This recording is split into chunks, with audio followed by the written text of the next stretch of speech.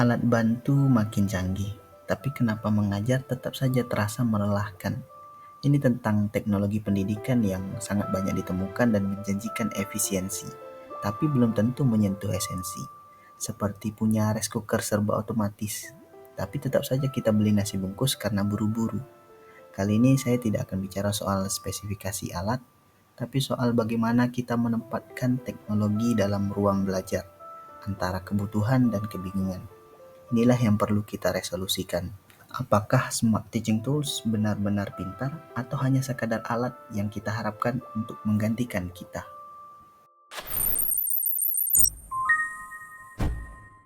Fenomenanya, pendidikan saat ini dipenuhi banyak sekali alat bantu, mulai dari whiteboard digital, AI lesson planner, sampai aplikasi evaluasi otomatis.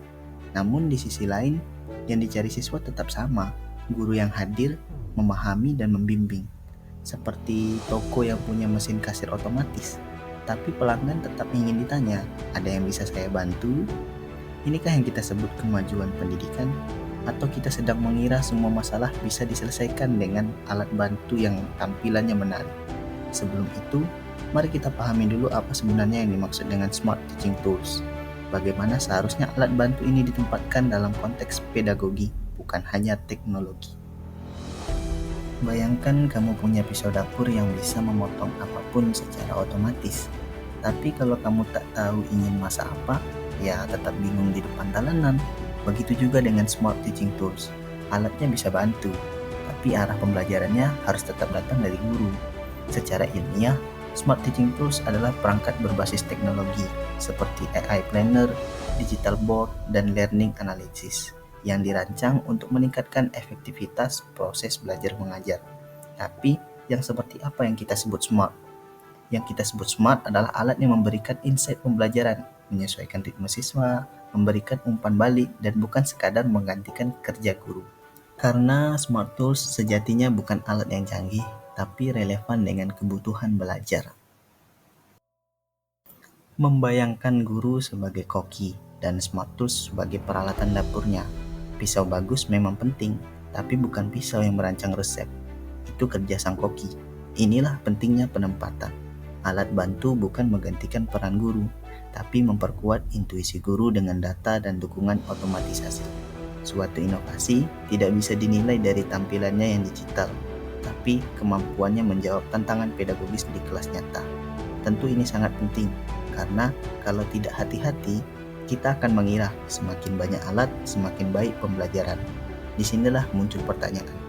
Pernahkah kita mengevaluasi apakah alat yang kita pakai benar-benar meningkatkan kualitas belajar? Atau hanya menambah layer digital tanpa menyentuh kedalaman proses? Jika tidak, maka kita seperti menaruh banyak remote di meja, padahal televisinya tetap tidak dinyalakan. Kalau kita terus menumpuk alat, tapi tak merancang arah pembelajaran, maka teknologi hanya akan jadi dekorasi. Dan kalau guru percaya bahwa alat bisa menggantikan refleksi, maka proses belajar akan jadi kehilangan ruhnya. Jika akhirnya kita bisa menempatkan smart tools sebagai pendukung, bukan pengganti, maka teknologi bisa menjadi tangan kanan guru, bukan otaknya. Karena sepintar apapun alatnya, tetap manusia yang harus menentukan makna belajarnya. Inovasi bukanlah menciptakan hal yang baru, melainkan berani mempertanyakan cara dan meresolusikannya dengan menyampaikan pemecahan masalah.